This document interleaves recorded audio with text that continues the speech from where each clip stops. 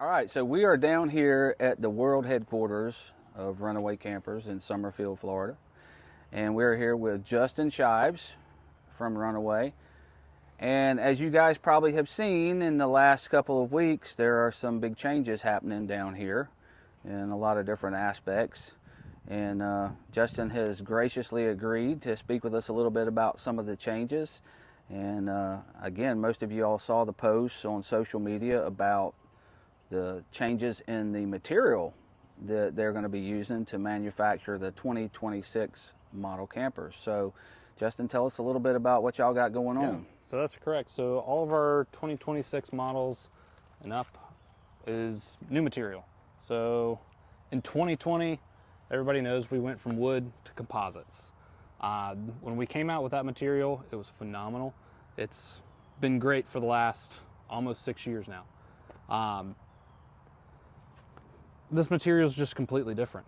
It's still composites, so there's no wood in anything. So we're not going back in time to wood, but it's just better. It's kind of, I hate saying how much better this is because I don't want our old product to seem inferior. That material has been great for us for the last 6 years, but there are a handful of shortcomings to it. There are certain things to that material that our new material is just better. Our old stuff, everything 2020, 2025 is great. There's no real problem to any of that. Those campers have, I mean, we can use you as an example. You've beat the snot out of two of them. We have. And they've been good. The material itself holds up at last. There's not a whole lot of issues out of it. And again, this is just a little bit better. I'm really excited about it because I think this moves us into a completely different world of what this material can be used for and what it can do. So basically, nothing wrong with the old material. It works great, which I can attest to. We put 26,000 miles on our camper this year, a good portion of that going through Alaska and, you know, the Yukon, and it got to work out. But basically, it sounds like what you guys are doing is following advancements in technology. Yep. And when you see something that looks like it could benefit the customer and improve the product even by a slight margin, Yep. you're willing to research that and make a change if you feel like it's worthwhile. Correct. So that's, I mean, we're talking like this has been working on this material since January of this year on bringing it to market. Getting it to where everything's spec'd out to what we need, everything is to our liking and to our design, and testing it and making sure all is good. So again, it's finding something that is comparable to what we've been using, making sure that it's not just comparable but better, and going with it and making sure that we're improving every step of the way. Okay. So then it sounds like this is going to have an insulation value that can be rated. Yes. So previous material, the insulation on that is far above and beyond what the wood was. So if you compare the two, night and day difference. The comparison between this and our current material is still better. This is going to be more insulated, but to how much more, I can't really tell you because we don't have an actual rating on it, and it is a closer gap between the two. But this has an actual certified rating of R4, so you do have better insulation. It's going to be better sound quality, and it's a stronger structural panel itself. So also, I'm sure you guys that are familiar with the Rouser notice there's something missing along the center part of this wall. Yep. Which would be the seam. So obviously this material must have a lot better structural rigidity. Correct. That allows you to eliminate that. So this is one piece now. This is all one piece. So the previous material, we could only get it in limited sizes. The biggest size I could get out of that was 4 foot by 8 foot. So I didn't even have the option to make that wall out of one piece. At the same time, that material had more flex in it, which is good. You don't want something to be too rigid for a trailer that's going down the road, going off-road. Especially if you go to Alaska. If you go to Alaska, you want this thing to actually absorb some bounce in it. You don't want it to be so rigid it just breaks. This material I can get into much larger sizes, which gives us the ability to make this all one piece. At the same time, it is a more rigid panel, so I can do away with that seam and it keeps its rigid structure and doesn't need it. And at the same time, again, bigger panel, I can actually have it made. Also, you guys, you'll see in some of the video clips we'll put in the content here, where the floors no longer have a joint.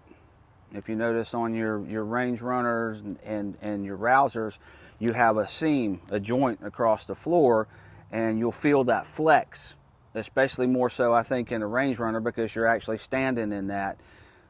The new material enables them to do away with that. Correct. So the new material, again, I can get in a bigger size. So we have 6x8 floor panels now instead of 4-foot by 6-foot panels that have to be seamed together. Again, it's more rigid, so it has more structural rigidity, so it can withstand that. It can be that size and not be too flexible. So comparison between the two is if you stand inside of this one, you virtually feel no flex in the floor at all. Versus if you stand in a current model from 2020 to 2025, you stand inside of it, you feel that flex. Again, there's no problem there. The flex is fine. It's in an allowable range, but it is a complaint. Again, that's one of those things where it's a slight shortcoming there, where some customers complained about it. They don't necessarily like it. The fact that it brings up a question to me at all is something that I don't want to happen. So we improve. So we have on the exterior, again, like you said, there's no seam there. The exterior fiberglass, or the FRP of this, is a much smoother glass-like finish to it versus the current stuff. And then on the inside of the camper, it's also FRP as well. So you have the fact that it's FRP on both sides gives it so much more of a structural rigidity, along with the core of the panel being a structural foam core. Every aspect of this panel gives it additional strength versus the other stuff. So if I'm hearing you correctly, the walls and the floor are the new material. Mm-hmm. The roof, is that staying the fiberglass cap? Yes. So the roof is staying the same. So difference from 2025, 2026 model is just walls and floor. The doors are the same, the windows are the same, frame's the same, and the roof is the same. So we're keeping our full one-piece fiberglass molded roof cap that we have made for our campers. So that's not changing and staying the same. Gotcha. So as far as the new material and the new construction, does that have any impact, positive or negative, on the weight of these campers? Not at all. So the weight of this material is slightly lighter than our current material. Okay. So technically it's lighter. Reality, it's so slight that it's not worth mentioning, but it is. So in essence, you can just check that off. It is the weight staying the same. It's not going up. Another question that I'm sure you guys get that I see on the Facebook groups constantly is about anchoring things in here. So I would assume because this has the solid foam core that it's more receptive to tightening things up into. It is. Okay. So between the foam core and the fiberglass, the FRP on the inside, that gives you a lot more bite with your screws, so you have more screw retention. It's still not screwing into wood. So the old stuff I've always mentioned to people, like, it's kind of like screwing into drywall. Like, you can put a screw in it, the bigger the screw, the better. You can tighten that up, but you can't go too tight. Right. It'll strip it, and as soon as it's stripped, it's gone. This is not that, but it's also not wood. Okay. So you can put a screw in it, you can get a good clamping force on that screw, and it hold, versus the other stuff was a lot more difficult to get that. Versus with this, you can get that, but at the same time, you can over tighten it, you can strip it out, and then you've got a little hole. So as far as mounting exterior accessories, propane tanks, rota packs, things of that nature, any impact with the new material? Not at all. So there's slight changes on our install. Visually, the install is going to be the same. everything's still bolted through the wall. So anything that has some heft to it, some weight to it, propane tanks, rotopacks, that kind of stuff, still gets bolted through the wall. We don't want to have any chance of that coming off or coming out. The old material, we've always sleeved the wall. So any bolt that went through the wall actually had a nylon sleeve that went through it to give it more structural strength and give it that clamping force and not crush the wall. This, you can still crush the wall, but at the same time, it is so much structurally stronger than the old stuff that that sleeve's not needed. A bolt can go straight through it and clamp down on it and have that clamping force and it not crush the wall. Gotcha. And you'll notice, we'll show you some clips of the interior, but the interior is going to look different as well as far as the walls. It's not the dimpled, almost cream color that you're familiar with. This is a solid white and it's smooth. So for those of us that use, Ellen loves the command strips. That's what our curtain rods are put to the wall with. That stuff seems like it would hold better and be easier to deal with this new interior. Absolutely. So the old stuff, so the interior of a 2020 to 2025 has a textured PVC finish on the inside. So the nature of PVC is that it does not want stuff to stick to it. It takes some prep work to get stuff to stick properly and correctly. That texture as well also negates that as well with any kind of textured wall or anything, trying to put command strips on it. I know that from hanging wreaths and Christmas lights and stuff inside the house that the wife wants. They're a pain in the butt to get stick because our walls are textured. Right. Now on this, it's a much smoother finish. It is an FRP finish. So again, those command strips, like you have the same exterior finish as on the inside as you do the outside. So when we put these decals on, they just go on. There's no prep work other than cleaning it off.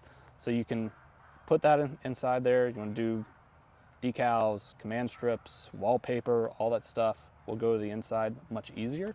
The walls are white. The floor is white. So it is a lot more of a sterile look to it, a clean look. Some people may like that. Some people may not like that. But again, it's easier to modify, easier to change than the old stuff. It is a lot easier to clean. That was what I was going to say. I would imagine it would be a lot easier if you've got to wipe down a wall for whatever reason.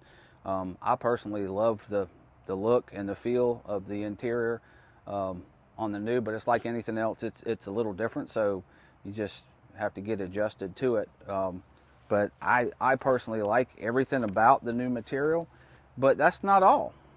It seems like I'm hearing stuff about other changes coming in 2026 that may be, you know, a little more in depth than what we're seeing here. So can you elaborate on any of that? So as I've posted and I've emailed out to everybody, this is our material change for 2026.